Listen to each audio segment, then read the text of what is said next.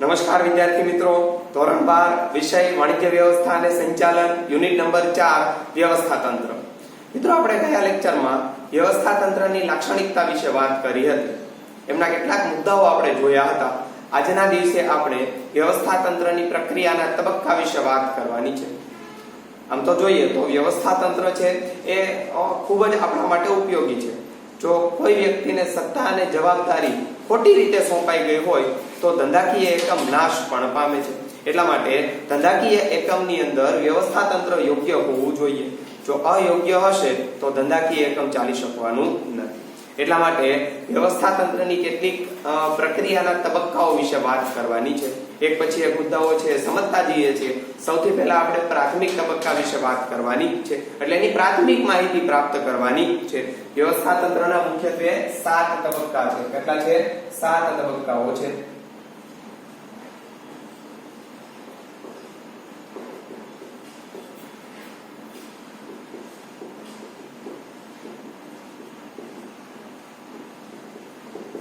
વ્યવસ્થા તંત્રની પ્રક્રિયાના તબક્કા કેટલા છે?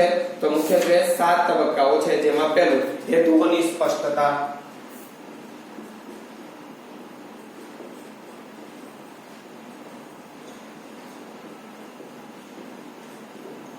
હેતુઓની સ્પષ્ટતા એટલે શું?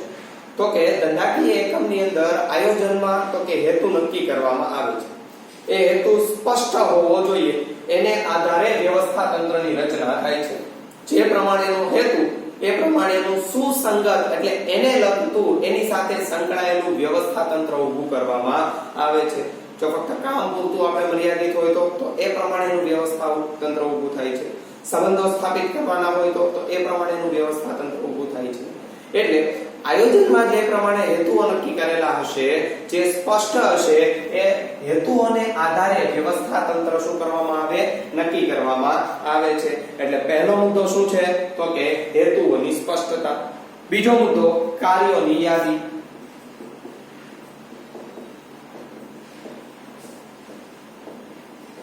કાર્યોની યાદી. જો હેતુઓ સ્પષ્ટ થઈ જાય તો હેતુ સિદ્ધ કરવા માટે કયા કયા પ્રકારના કાર્યો કરવા પડશે? એની શું કરવી પડે? તો કે યાદી તૈયાર કરવી પડે. શું કરવું પડે? એમની યાદી છે તૈયાર કરવી પડે.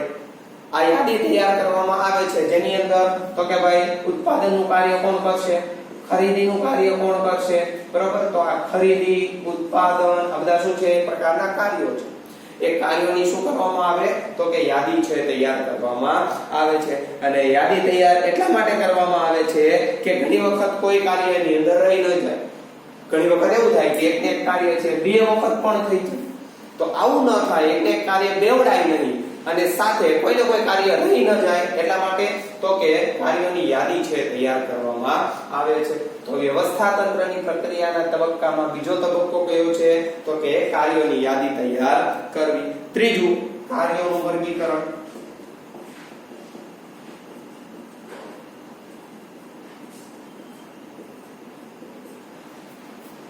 હવે જે યાદી તૈયાર કરવામાં આવી છે એને આધારે કાર્યોની શું થશે? તો કે એનું વર્ગીકરણ કરવામાં આવશે. ઉદાહરણ તરીકે જાહેરાત, વેચાણ, ખરીદી, ઉત્પાદન, આ બધા કાર્યો છે નક્કી કરવામાં આવ્યા.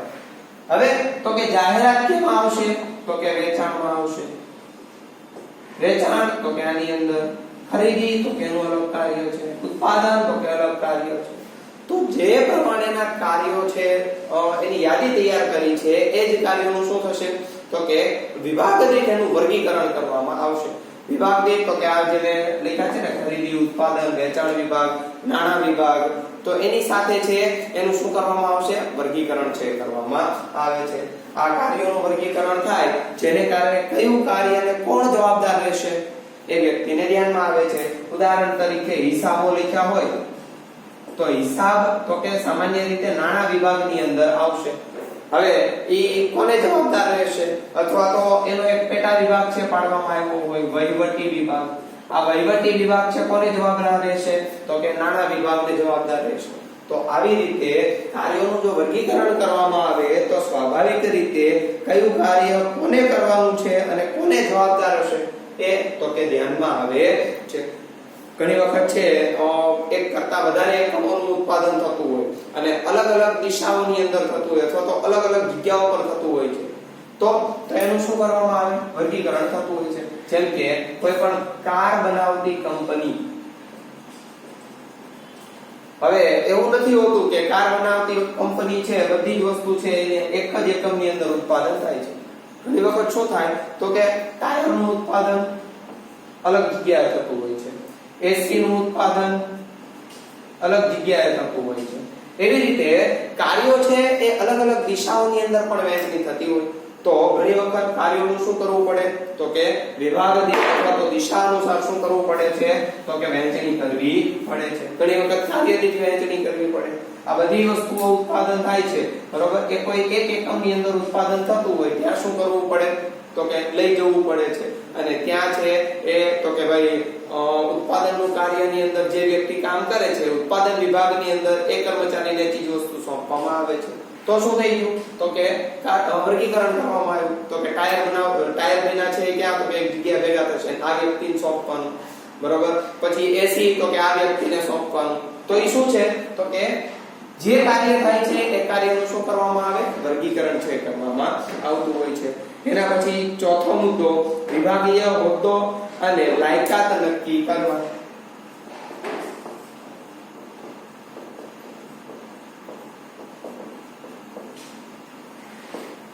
વિભાગીય હોદ્દા અને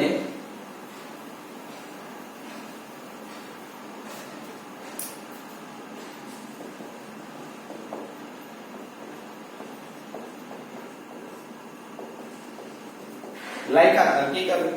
સ્વાભાવિક છે ને, વર્ગીકરણ કર્યા પછી હવે એ કાર્ય તો કે એ કાર્ય માટે કઈ જવાબદારી અથવા તો કયો હોદ્દો છે એ યોગ્ય રહેશે, કયો હોદ્દો છે એ બનાવવામાં આવે છે તે નક્કી કરવામાં આવે છે.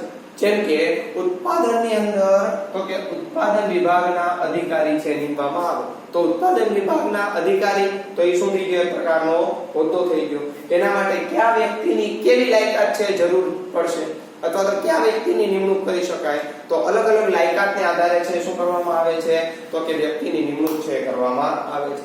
એટલે જે કાર્ય ઊભું થાય છે એ કાર્ય માટેનો હોદ્દો છે નક્કી કરવામાં આવે છે અને એના માટે કયા પ્રકારની લાયકાત જોશે તો એ નક્કી કરવામાં આવે છે. તો ચોથો મુદ્દો છે વ્યવસ્થા તંત્રની શું નક્કી કરવી તો કે વિભાગીય હોદ્દો અને લાયકાત છે નક્કી કરવામાં આવે છે. એના પછી પાંચમો મુદ્દો સત્તા અને જવાબદારીઓની સોંપણી. સત્તા અને ફરજોની સોંપણી કરવી. હવે સ્વાભાવિક રીતે જે પ્રકારનો હોદ્દો છે ઊભો થયો છે એના માટે કોઈ ને કોઈ વ્યક્તિ છે એની નિમણૂક કરવામાં આવે છે હોદ્દા માટે, અને એ વ્યક્તિને શું સોંપાય? સત્તા અને જવાબદારી છે સોંપવામાં આવે છે. આમ તો હંમેશા હોદ્દો જે નક્કી થાય એને આધારે સત્તા અને ફરજો નક્કી થતી હોય છે, એને આધારે જવાબદારીઓ છે નક્કી થાય છે. ઉદાહરણ તરીકે ઉત્પાદન વિભાગ હોય તો એની સત્તા શું રહેલી છે, એની જવાબદારી શું પ્રકારની કયા પ્રકારની રહેલી છે, તો એની સોંપણી તો કે ઉત્પાદન વિભાગમાં કરવામાં આવે છે. કોઈ વ્યક્તિ આધીન નહીં પરંતુ વિભાગ આધીન હોય છે હંમેશા. સ્વાભાવિક છે ને, કોઈ ધારો કે કાંજીભાઈ છે ઉત્પાદન વિભાગના અધિકારી હોય તો ઉત્પાદન વિભાગના અધિકારીને ઉત્પાદનની જવાબદારી અને સત્તા છે આપવામાં આવે છે ને, કાંજીભાઈને આપવામાં આવે છે તો કે નહીં, ઈ જે અધિકારી ત્યાં નીમવામાં આવે છે એને સોંપવામાં આવે છે. કાંજીભાઈ જગ્યાએ છે મંજીભાઈ આવી જાય ગઈકાલે, અથવા તો આવતા સમયની અંદર તો કે રાહુલભાઈ આવી જાય છે, તો વ્યક્તિ તો બદલાયા કરે છે પરંતુ વિભાગ શું સોંપવામાં આવે? સત્તા અને જવાબદારી છે સોંપવામાં આવે છે. એના પછી છઠ્ઠો મુદ્દો આંતર સંબંધોની સ્થાપના.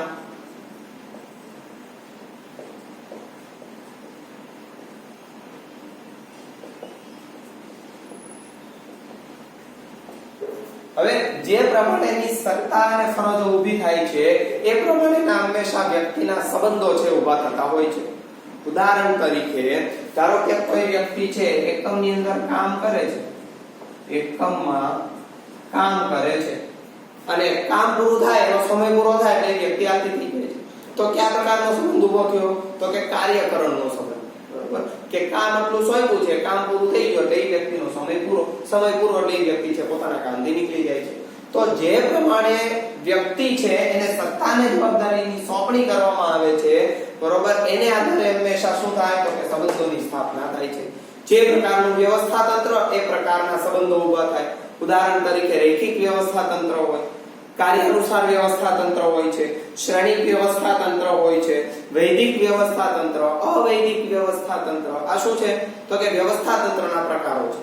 હવે જે પ્રમાણેનું વ્યવસ્થા તંત્ર એ પ્રમાણેના શું થાય છે તો કે સંબંધો છે એ ઊભા થતા જોવા મળે છે. આપણને ખબર છે ઘણા બધા એકમોની અંદર તો કે વ્યક્તિ છે ને એક કર્મચારી બીજા કર્મચારી સાથે ભાઈની જેમ રહેતો હોય છે. તો એ શું છે તો કે એ પ્રકારનું વ્યવસ્થા તંત્ર છે. અને ઘણા એકમોની અંદર તો કે એક વ્યક્તિ બીજી વ્યક્તિને કંઈક થઈ ગયું હોય ને, બરોબર, તો ત્રીજી વ્યક્તિને કોઈથી બચાવવાનો છે, અથવા તો એક વ્યક્તિને કંઈક થઈ જાય તો બીજી વ્યક્તિ શું કરે પોતાના કામમાં મશગુલ હોય છે. તો ઈ શું છે તો કે એ પ્રમાણેનું વ્યવસ્થા તંત્રને આધારે શું થાય છે તો કે સંબંધો છે નક્કી થતા જોવા મળે છે. એટલા માટે સત્તા અને ફરજોની સોંપણી કર્યા પછી આ વ્યક્તિ વચ્ચેના અંતર સંબંધોની શું થાય છે સ્થાપના કરવામાં આવે છે. એના પછી સાતમો મુદ્દો અને છેલ્લો મુદ્દો વ્યવસ્થા તંત્રનો નકશો તૈયાર કરવો. સાતમો અને છેલ્લો મુદ્દો વ્યવસ્થા તંત્રનો નકશો તૈયાર કરવો. હવે આ નકશો તૈયાર કરવો એટલે શું તો કે જેમ તમે મેપ કહો છો ને જેને, બરોબર, એ મેપ એ પ્રકારનો શું છે તો કે નકશો છે. જો આ નકશો તૈયાર કરશું ને તો કઈ વ્યક્તિ કોને જવાબદાર છે એ ધ્યાનમાં આવે છે. ઉદાહરણ તરીકે ધારો કે હું મારા ઘરે અહીંયા રહું છું, મારે સ્કૂલે આવવું હોય તો મારે આ પ્રકારના રસ્તે, અને અહીંયા આપણી સ્કૂલ છે, આ પ્રકારના રસ્તેથી પસાર થવું પડે. આ શું છે પ્રકારનો તો કે મેપ છે. આ મેપને આધારે મને ખબર પડે છે કે મારે કઈ દિશામાં ને ક્યાં જવાનું છે. ધ્યાનમાં આવે છે.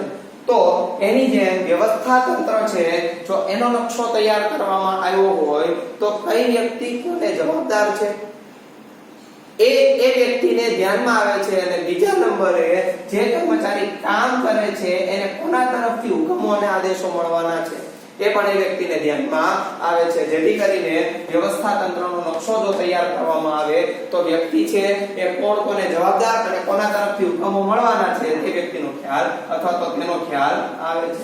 એટલા માટે વ્યવસ્થા તંત્રનો નકશો તૈયાર કરવો જોઈએ. અને આ નકશો જો તૈયાર કરીએ તો એને એક પ્રકારના નોટિસ બોર્ડ ઉપર કંપનીના નોટિસ બોર્ડ ઉપર છે લગાવવામાં આવે, જેથી કરીને વ્યક્તિ છે જાણી શકે કે મારું સ્થાન ક્યાં છે તો કે આ સ્થાન છે. ઘણી વખત એવું હોય કે ઉપરી અધિકારી પછી 3 પ્રકારની સપાટી ન હોય, ઘણી બધી પ્રકારની સપાટીઓ છે જોવા મળતી હોય. તો કોઈ વ્યક્તિ છે અહીંયા કામ કરતો હોય ને એમ કે ભાઈ આપણે તો એકમના માલિક છીએ, તો આ બાકીના બધા ક્યાં જાય? સ્વાભાવિક છે ને, તો એ વ્યક્તિનું સ્થાન આયા છે. તો દરેક વ્યક્તિને પોતાનું સ્થાન છે ખબર પડે છે કે આ વ્યક્તિ આ સ્થાને છે, એના ઉપરી અધિકારીઓ તરીકે કેટલા લોકો છે તો એ વ્યક્તિને ધ્યાનમાં આવે છે. એટલા માટે વ્યવસ્થા તંત્રનો નકશો તૈયાર કરવો જોઈએ. મુખ્યત્વે 7 તબક્કાઓ છે. 7 તબક્કા શેના તો કે વ્યવસ્થા તંત્રના. તો એ 7 તબક્કા આપણે પહેલા મૌખિક માહિતી છે પ્રાપ્ત કરી છે. હવે આપણે જોઈએ છીએ પુસ્તકની અંદર આપણને કઈ પ્રકારની માહિતી આપેલી છે. એક પછી એક મુદ્દાઓ જોતા જઈએ, સમજતા જઈએ. અઘરો મુદ્દો છે એની ચર્ચાઓ આપણે ડિટેલની અંદર કરીએ છીએ. ઓકે, તો તમારી પાસે જે પુસ્તક રહેલું છે પુસ્તકની અંદર તમે માહિતી જુઓ અને એની અંદર પેજ નંબર 37 ઉપર જુઓ કે વ્યવસ્થા તંત્રની પ્રક્રિયાના તબક્કા. ઓકે, વ્યવસ્થા તંત્રની પ્રક્રિયાના તબક્કા. વ્યવસ્થા તંત્રની રચના એ એક વૈજ્ઞાનિક પ્રક્રિયા છે. અયોગ્ય રીતે રચાયેલું વ્યવસ્થા તંત્ર લાંબો સમય ટકી શકે નહીં. જો ખોટું વ્યવસ્થા તંત્ર હોય તો લાંબો સમય ટકી શકતું નથી. યોગ્ય ન હોય તો લાંબો સમય ટકાવી શકાતું નથી. અને સાથે વ્યવસ્થા તંત્રની પ્રક્રિયા કેવી કીધી છે તો કે વૈજ્ઞાનિક પ્રક્રિયા છે. કેવી છે તો કે વૈજ્ઞાનિક પ્રક્રિયા ગણવામાં આવી છે. અને તેવી જ રીતે રચાયેલા વ્યવસ્થા તંત્રની સાથે એકમ પણ ધીમે ધીમે નાશ પામે છે. એટલે અયોગ્ય વ્યવસ્થા તંત્ર જો રચાયેલું હોય તો ધીમે ધીમે ધંધાકીય એકમની પ્રવૃત્તિઓ તો નાશ પામે છે, સાથે ધંધાકીય એકમ પણ શું થશે તો કે નાશ પામે છે. કારણ કે અયોગ્ય વ્યવસ્થા તંત્ર ઊભું કરવામાં આવે તો ધંધાકીય એકમની અંદર નફો કરતા એકમો ખોટ કરે છે, ખોટ કરે તો ધીમે ધીમે શું થઈ જાય, ધંધાકીય એકમ બંધ પણ થઈ જાય છે. કારણ કે ધંધાકીય એકમનો મુખ્ય હેતુ શું રહેલો છે, તો કે નફો કમાવાનો છે. એટલા માટે ધંધાકીય એકમ છે એ ઘણી વખત ખોટું વ્યવસ્થા તંત્ર રચાય તો શું થઈ જાય, નાશ પણ થઈ જાય છે. તેમ પીટર ઓફ ડ્રકર જણાવે છે, વ્યવસ્થા તંત્રની રચના દ્વારા કાર્યકરણનો સંબંધ સ્થાપિત થાય છે. કાર્યકરણનો સંબંધ એટલે શું, તો તમે શીખેલા છો, જો અને તો વાળો સંબંધ. જો એને આ જવાબદારી સોંપવામાં આવશે, જો એને આ જવાબદારીમાં રાખવામાં આવશે, એને આ જગ્યા પર ગોઠવવામાં આવશે, તો આ પ્રમાણેની ચીજ વસ્તુઓ થશે, આ પ્રમાણેની પ્રક્રિયાઓ થશે, આ પ્રમાણેની પ્રવૃત્તિઓ થશે. તો એ શું છે, કાર્યકરણનો સંબંધ છે. બરોબર. તો વ્યવસ્થા તંત્રની અંદર કોઈ વ્યક્તિને ગોઠવવામાં આવે તો કેવો સંબંધ, તો કે જોને તો એટલે કયો, કાર્યકરણનો સંબંધ ઉભો થાય છે. એને કયું કાર્ય કરવાનું છે, કેવી રીતે કરવાનું છે, કેટલા પ્રમાણમાં કરવાનું છે, એમનો ખ્યાલ આવે છે. એટલે કાર્યકરણનો સંબંધ ઉભો થતો જોવા મળે છે. તેની રચના યોગ્ય ઢબે થવી જોઈએ. બરોબર. એટલે જો વ્યવસ્થા તંત્રની રચના છે યોગ્ય રીતે થવી જોઈએ, નતર શું થાય છે, તો કે ધંધાકીય એકમ તો કે બંધ પણ થઈ જાય છે. ઓકે, એક પછી એક એના તબક્કા પ્રક્રિયા છે એ શરૂ થાય છે, એમના મુદ્દા છે આપણે એક પછી એક જોઈએ છીએ. તો સૌથી પહેલો મુદ્દો કયો છે, તો કે હેતુઓની સ્પષ્ટતા. કયો છે, હેતુઓની સ્પષ્ટતા. વ્યવસ્થા તંત્રની રચના કરતા પહેલા એકમના હેતુઓ અંગે સ્પષ્ટતા હોવી જોઈએ. ધંધાકીય એકમનો હેતુ શું રહેલો છે, ધંધાકીય એકમે કઈ ચીજ વસ્તુઓ આટલા વર્ષ કે કેટલા વર્ષમાં પ્રાપ્ત કરવાની છે, એ વ્યક્તિને અથવા તો એકમની અંદર સ્પષ્ટ હોવું જોઈએ. જે આ હેતુઓ ક્યાં નક્કી થાય છે, તો કે આયોજનમાં નક્કી થાય. ક્યાં થાય છે, આયોજનમાં. અને વ્યવસ્થા તંત્રની અંદર હેતુઓ શું થવા જોઈએ, સ્પષ્ટ થઈ જવા જોઈએ. એકમે સિદ્ધ કરવાના મુખ્ય અને ગૌણ હેતુઓને આધારે વ્યવસ્થા તંત્રનું સમગ્ર માળખું ઘડવામાં આવે છે. જે હેતુઓ નક્કી થયા છે એને આધારે શું ઘડાય, તો કે વ્યવસ્થા તંત્ર નક્કી કરવામાં આવે છે. એને આધારે વ્યવસ્થા તંત્ર છે એ ઘડવામાં આવે છે. કયા પ્રકારનું માળખું રહેશે, તો કે હેતુઓની સ્પષ્ટતા હશે તો જ એ ધંધાકીય એકમમાં એ પ્રમાણેનું વ્યવસ્થા તંત્ર ઊભું થાય છે. એકમના હેતુઓને સુસંગત કયા પ્રકારનું વ્યવસ્થા તંત્ર ગોઠવી શકાય તે માટે હેતુઓની સ્પષ્ટતા એ વ્યવસ્થા તંત્રની રચનાની દિશામાં પ્રથમ પગથિયું છે. એટલે જો હેતુઓ નક્કી કરેલા હશે તો જ આ વ્યવસ્થા તંત્ર કયા પ્રમાણેનું ઊભું કરવું એ નક્કી કરી શકાય છે. તો પહેલો મુદ્દો કયો છે, તો કે હેતુની સ્પષ્ટતા. બીજો મુદ્દો, તો કે કાર્યોની યાદી. અહીં તમે જોઈ શકો છો એની અંદર કયા પ્રકારની વિગત છે, તો કે એકમના હેતુઓ અંગેની સ્પષ્ટતા કર્યા બાદ નક્કી કરેલ હેતુઓ સિદ્ધ કરવા માટે વ્યવસ્થા તંત્રીય માળખા દ્વારા કયા કયા કાર્યો કરવા પડશે તેની યાદી તૈયાર કરવામાં આવે છે. જે કાર્યો આયોજનની અંદર નક્કી કરવામાં આવ્યા છે તેની શું કરવામાં આવે, તો કે યાદી તૈયાર કરવામાં આવે છે. 1 2 5 10 જે કાર્યો કરવાના હોય એની શું થાય છે, તો કે યાદી તૈયાર કરવી જોઈએ. આ યાદી તૈયાર કરતી વખતે કોઈ મહત્વનું કાર્ય રહી ન જાય અને કોઈ કાર્ય બેવડાય નહીં તેની ખાસ કાળજી લેવામાં આવે છે. જેટલા કાર્યો નક્કી કરીએ છીએ એની અંદર તો કે એકને એક કાર્ય બે વખત ન થઈ જાય, એટલે બેવડાય નહીં. અને સાથે કોઈ કાર્ય રહી ન જાય, કોઈ અગત્યનું કાર્ય છે ઘણી વખત રહી જતું હોય છે. ઉત્પાદન કરવાનું હોય, ધારો કે કારનું ઉત્પાદન કરવાનું હોય પણ ટાયર બનાવતા ભૂલી જાય તો એ અગત્યનું કાર્ય છે. તો એ શું છે, તો કે કોઈ કાર્યની અંદર રહી ન જાય એટલા માટે કાર્યોની યાદી તૈયાર કરવામાં આવે છે. તેથી જ કાર્યની યાદી તૈયાર કર્યા બાદ તેના ઉપર પૂરતી વિચારણાને આધારે જ આખરી વિભાજન થવું જોઈએ. બરાબર. કાર્યોની યાદી તૈયાર થાય છે જેને કારણે આ તૈયાર કર્યા પછી એનું આખરી વિભાજન એટલે કે એનું વર્ગીકરણ કઈ રીતે કરવું તે ધ્યાનમાં આવે છે. તો બીજો મુદ્દો છે કાર્યોની યાદી. ત્રીજો મુદ્દો કાર્યોનું વર્ગીકરણ છે. હવે જે કાર્યો કરવાના છે એનું શું કરવામાં આવશે, તો કે વર્ગીકરણ કરવામાં આવે છે. જેમ કે કાર્યોની યાદી તૈયાર થઈ ગયા બાદ કાર્યોમાં દર્શાવેલા કાર્યોમાંથી એકબીજા સાથે સંકળાયેલા તેમજ એક સમાન કાર્યોને એક જૂથમાં મૂકી કાર્યો છે એ વર્ગીકરણ કરવામાં આવે છે. ઉદાહરણ તરીકે ખર્ચ કરવો, ઉદાહરણ તરીકે ઉત્પાદન કરવું, ઉદાહરણ તરીકે ખરીદી કરવી, એના પછી તો કે હિસાબો લખવા, તો તમે જોઈ શકો છો કે આ ખર્ચ કરવો અને હિસાબો લખવા એ નાણાકીય વિભાગનું કામ છે. ઉત્પાદન કરવું એ ઉત્પાદન વિભાગનું કામ છે. ખરીદી કરવી તો કે ખરીદ વિભાગનું કામ છે. વેચાણ, જાહેરાત આ બધા તો કે વેચાણ વિભાગના કામ છે. તો જે પ્રમાણેના કાર્યોની યાદી તૈયાર કરવામાં આવે છે તેને આધારે હંમેશા શું કરવામાં આવે તો કે વર્ગીકરણ કરવામાં આવે છે. એટલે એક સમાન કાર્યો એક જ વિભાગની અંદર રહે તેવું પ્રકારનું કાર્યનું વર્ગીકરણ થાય છે. ઉદાહરણ તરીકે કાર્યોને વેચાણ વિભાગ, ખરીદ વિભાગ, હિસાબી વિભાગ વગેરે વિભાગોમાં વિભાજિત કરી શ્રમ વિભાજન અને વિશિષ્ટીકરણ અપનાવી શકાય છે. ઘણી વ્યક્તિઓ એવા હોય કે તે પોતે તો કે ભાઈ વેચાણ ખૂબ સારી રીતે કરી શકતા હોય અને અલગ અલગ પદ્ધતિઓ દ્વારા કરી શકતા હોય તો એનો લાભ છે વેચાણ વિભાગની અંદર લઈ શકાય છે. કોઈ વ્યક્તિ છે સારું એવું ઉત્પાદન કરી શકતો હોય એની અંદર તો કે વિશિષ્ટીકરણ લાવી શકતો હોય છે, નવું ઉત્પાદન કરી શકે છે, તો એને આધારે તો કે વ્યક્તિને છે ખરીદ વિભાગમાં મૂકવામાં આવે છે અને ઉત્પાદન વિભાગમાં મૂકવામાં આવે છે અને ઉત્પાદન સારી રીતે થાય તો એ પ્રકારનો એનો લાભ વિશિષ્ટીકરણનો લાભ લઈ શકાય છે. વર્ગીકરણ માટે એકમના સ્વરૂપ અનુસાર, ભૌગોલિક વિસ્તાર અનુસાર, કાર્ય અનુસાર વગેરે પ્રમાણે પણ વિભાજન થઈ શકે છે. અલગ અલગ રીતે વિભાજન થઈ શકે. એકમ કયા પ્રકારનું છે એ પ્રમાણે કાર્યો છે એને સોંપવા જોઈએ, એ પ્રમાણેનું વર્ગીકરણ થાય. કેટલા અંતરની અંદર અથવા તો કેટલા વિસ્તારમાં ફેલાયેલું છે એ પ્રમાણેનું વર્ગીકરણ થાય છે. એટલે અલગ અલગ રીતે વર્ગીકરણ થવું જોઈએ. દાખલા તરીકે સમગ્ર દેશમાં વસ્તુનું વેચાણ કરતા એકમોનું વિભાજન પૂર્વ, પશ્ચિમ, ઉત્તર અને દક્ષિણ વગેરે જેવા ઝોનમાં વહેંચી શકાય છે. એટલે અલગ અલગ ઝોનની અંદર શું થાય તો કે અલગ અલગ ઝોનમાં છે એ કાર્યોનું વર્ગીકરણ થઈ શકે. આખા ભારતની અંદર, આખી દુનિયામાં વેચાણ થતું હોય તો ઉત્તર, દક્ષિણ, પૂર્વ, પશ્ચિમમાં કોણ ધ્યાન આપશે એ પ્રમાણેનું વર્ગીકરણ થઈ શકે છે.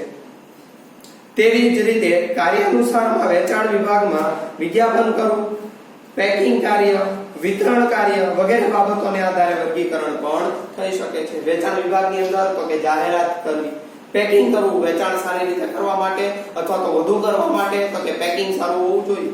એટલે પેકિંગ કરવું તો આ બધા કાર્યો છે એ વિભાગશઃ પણ વહેંચી શકાય છે. તો ત્રીજો મુદ્દો કયો હતો તો કે કાર્યોનું વર્ગીકરણ.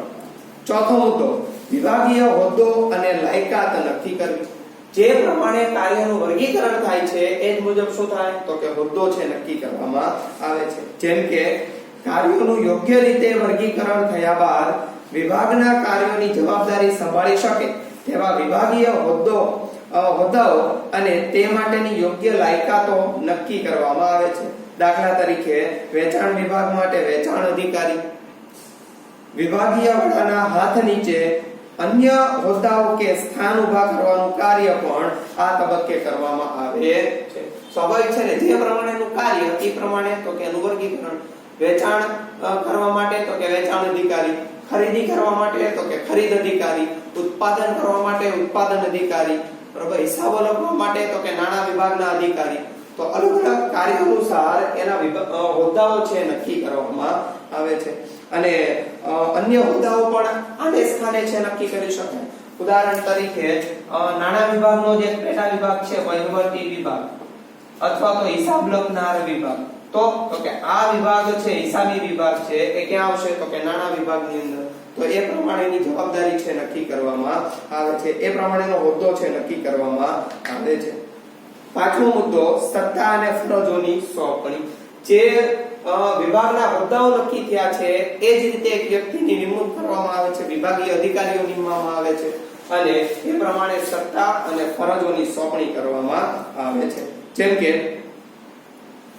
વિભાગીય હોદ્દાઓ, પેટા વિભાગીય હોદ્દાઓ અને લાયકાતો નક્કી થયા બાદ દરેક વિભાગીય અધિકારી તેમની ફરજોને સફળતાપૂર્વક પાર પાડી શકે તેના માટે જરૂરી સત્તાની સોંપણી કરવી જોઈએ અને આ ઉપરાંત દરેક હોદ્દાની સત્તા સ્પષ્ટ પણ હોવી જોઈએ. જે પ્રમાણે વ્યક્તિ છે એ હોદ્દો નક્કી થાય, ઉદાહરણ તરીકે ખરીદ વિભાગના અધિકારી, તો એ પ્રમાણે વ્યક્તિને શું સોંપવામાં આવે તો કે સત્તા અને ફરજોની સોંપણી કરવામાં આવે છે અને એ સત્તા અને ફરજોની સોંપણી એ તો કે વિભાગ પૂરતી મર્યાદિત રહે છે. શેના પૂરતી? તો કે એના વિભાગ પૂરતી કેવી રહી છે? તો કે મર્યાદિત જોવા મળે છે. આ ઉપરાંત દરેક હોદ્દાની સત્તા સ્પષ્ટ હોવી જોઈએ. જે હોદ્દો એ પ્રમાણે એની સત્તા. ખરીદ વિભાગ હોય તો ખરીદી કરવી કોની જવાબદારી છે? તો કે ખરીદ વિભાગના અધિકારીઓની છે. વેચાણ કરવું તો કે વેચાણ વિભાગના અધિકારીઓની રહેલી છે. તો આ પ્રમાણે એની સત્તા પણ કેવી હોવી જોઈએ? સ્પષ્ટ હોવી જોઈએ. સત્તા અને ફરજોનું જેથી કયો હોદ્દો ધરાવતી વ્યક્તિ અને કોને જવાબદાર રહેશે તેની સ્પષ્ટતા થાય છે. ઉદાહરણ તરીકે ખરીદ વિભાગ હોય તો ખરીદી નથી થઈ તો એ કોને જવાબદાર રહેશે? બરોબર. ખરીદ વિભાગના અધિકારી પોતાના પેટા વિભાગના અધિકારીને કીધેલું હોય કે આ પ્રકારની ખરીદી તમારે કરવાની છે અને એ પ્રમાણેની ખરીદી નથી કરી તો એ કોને જવાબદાર રહેશે? તો એ જવાબદારી પણ ધ્યાનમાં આવે છે. એટલા માટે સત્તા અને જવાબદારી છે સ્પષ્ટ હોવી જોઈએ. સત્તા અને ફરજોનું પ્રમાણ યોગ્ય રીતે જળવાય તે પણ આ તબક્કે ખૂબ જ જરૂરી છે. યોગ્ય રીતે છે સત્તા જવાબદારી છે વહેંચાય એ આ તબક્કે છે યોગ્ય વહેંચણી થવી જોઈએ, યોગ્ય સોંપણી થવી જોઈએ. તો પાંચમો મુદ્દો હતો સત્તા અને જવાબદારીની અથવા તો ફરજોની સોંપણી. છઠ્ઠો મુદ્દો છે આંતર સંબંધોની સ્થાપના. હવે આંતર સંબંધોની સ્થાપના એટલે તો કે વ્યક્તિ વચ્ચેના સંબંધોની સ્થાપના. વિવિધ વિભાગીય હોદ્દાઓ ધરાવતી વ્યક્તિઓને તેમની સત્તા અને ફરજોની સોંપણી કર્યા બાદ તેમની વચ્ચે આંતર સંબંધોની સ્થાપના સ્પષ્ટ રીતે થાય તે જરૂરી છે. જે પ્રમાણેનું વ્યવસ્થા તંત્રીય માળખું એ પ્રમાણે શું હોય? સત્તા અને જવાબદારી. અને આ સત્તા અને જવાબદારીને આધારે તો કે આંતર સંબંધોની સ્થાપના થતી જોવા મળે છે. એટલે સ્પષ્ટ થાય છે શેને આધારે? તો કે વ્યવસ્થા તંત્રને આધારે. જે પ્રમાણેનું વ્યવસ્થા તંત્ર એ પ્રમાણે સત્તા અને જવાબદારીઓ. વિભાગીકરણ કરી એના દ્વારા વ્યવસ્થા તંત્રમાં સત્તા અને જવાબદારીઓનું વર્ગીકરણ કરવામાં આવે છે. પરંતુ વિકેન્દ્રિત પ્રવૃત્તિઓ અને કાર્યોને સંકલનના હેતુસર આંતર સંબંધોની સ્પષ્ટતા દ્વારા કેન્દ્રિત બનાવી શકાય છે. જો દરેક કાર્યો કરવામાં આવે એ હંમેશા કોને આધારે? તો કે જે પ્રમાણે આયોજન થયું છે એને આધારે કરવામાં આવે છે. અને આયોજનમાં જે પ્રમાણેનું નક્કી થયું હોય એ પ્રમાણે વ્યવસ્થા તંત્રની રચના થાય છે. અને જે પ્રમાણે વ્યવસ્થા તંત્ર એ પ્રમાણે સત્તા અને જવાબદારીની સોંપણી થાય છે. એને આધારે વ્યક્તિના શું થાય? તો કે આંતર સંબંધોની સ્થાપના થતી જોવા મળે છે. અને આ વ્યવસ્થા તંત્ર રચાઈ ગયા બાદ જે કઈ પ્રવૃત્તિઓને અને કાર્યો કરવાના છે તે સંકલનના હેતુસર. શેના હેતુસર? સંકલનના હેતુસર આંતર સંબંધોની સ્પષ્ટતા અને એ મુજબ એ કાર્યોનું કેન્દ્રીકરણ અથવા તો આંતર સંબંધોનું કેન્દ્રીકરણ છે થવું જોઈએ. તો છઠ્ઠો મુદ્દો હતો આંતર સંબંધોની સ્થાપના કરવી. સાતમો મુદ્દો છે અને છેલ્લો મુદ્દો વ્યવસ્થા તંત્રનો નકશો નક્કી કરવો. વ્યવસ્થા તંત્ર જે પ્રમાણેનું ઊભું થાય છે એનો નકશો છે તૈયાર કરવામાં આવે છે અને એ નકશો તૈયાર થઈ ગયા બાદ એને નોટિસ બોર્ડ ઉપર મૂકવામાં આવે છે. જેમ કે વ્યવસ્થા તંત્રમાં સામેલ દરેક અધિકારીઓ અને કર્મચારીઓ પોતાના સ્થાન વિશે સ્પષ્ટ ખ્યાલ મેળવી શકે તે માટે આકૃતિ સ્વરૂપે વ્યવસ્થા તંત્રનો ચાર્ટ કે નકશો તૈયાર કરવો જોઈએ અને એકમમાં કામ કરતા દરેક કર્મચારીને તે જોઈ શકે તે રીતે વ્યવસ્થા તંત્રમાં નકશાને નોટિસ બોર્ડ પણ મૂકવો જોઈએ. બરોબર. એ નકશો છે તૈયાર કરવામાં આવે છે અને લોકો જોઈ શકે એટલા માટે એને નોટિસ બોર્ડ ઉપર મૂકવો જોઈએ. જેથી કરીને વ્યક્તિને કર્મચારીને ખ્યાલ આવે કે મારો હોદ્દો કઈ જગ્યાએ છે, હું કયા સ્થાને છું. બરોબર. તો એ વ્યક્તિને છે ધ્યાનમાં આવે છે. તો વ્યવસ્થા તંત્રની પ્રક્રિયાના મુખ્યત્વે 7 તબક્કાઓ છે. પહેલો કયો? તો કે હેતુની સ્પષ્ટતા. સાથે બોલતું જવાનું છે. પહેલો તો કે હેતુની સ્પષ્ટતા. બીજો તો કે કાર્યોની યાદી. ત્રીજું કાર્યોનું વર્ગીકરણ. ચોથું વિભાગીય હોદ્દો અને લાયકાતો છે નક્કી કરવી. પાંચમું સત્તા અને ફરજોની સોંપણી. છઠ્ઠું આંતર સંબંધોની સ્થાપના અને સાતમું વ્યવસ્થા તંત્રનો નકશો તૈયાર કરવો. તો આ વ્યવસ્થા તંત્રની પ્રક્રિયાના તબક્કા જણાવવાની અંદર તમને 3 માર્કની અંદર પણ પૂછી શકે અને મુખ્ય 7 મુદ્દાઓ છે એ સમજાવવાની અંદર પણ તમને પૂછાઈ શકે છે. તો આપણા માટે છે અગત્યનો ટોપિક છે. આ વ્યવસ્થા તંત્રની પ્રક્રિયાના તબક્કા હંમેશા ક્રમમાં જ લખવાના હોય. એનો ક્રમ છે કોઈ દિવસ તોડવાનો હોતો નથી. હા, તમે લક્ષણો હોય તો તમે આડાવળી લખી શકો, પરંતુ આ જે પ્રક્રિયા છે, પ્રક્રિયાના તબક્કા હોય એ હંમેશા તમારે ક્રમમાં જ લખવા પડે. એટલે ક્રમમાં જ આપણે આ યાદ રાખવાના છીએ. નવા લેક્ચરની અંદર આપણે નવા ટોપિક સાથે મળવાના છીએ. ત્યાં સુધી ઘરે રહો, સ્વસ્થ રહો. આભાર.